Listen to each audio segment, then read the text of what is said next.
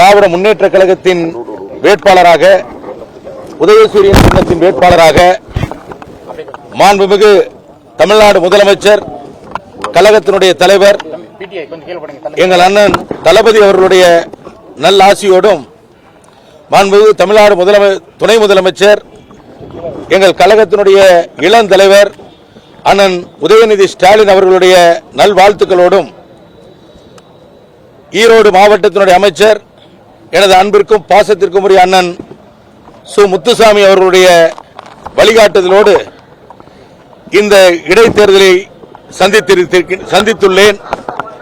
இந்த இடைத்தேர்தலை பொறுத்தவரையிலும் திராவிட முன்னேற்ற கழகத்தினுடைய உதயசூரியன் சின்னம் மிகப்பெரிய வெற்றியை பெறும்.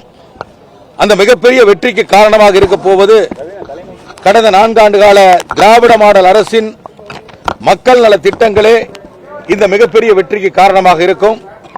தற்போது வாக்குப்பதிவு துவங்கி நடந்து கொண்டிருக்கின்ற நிலையில் நான் எனது வாக்குச்சாவடியில் என்னுடைய வாக்கை பதிவு செய்துவிட்டு வந்திருக்கின்றேன்.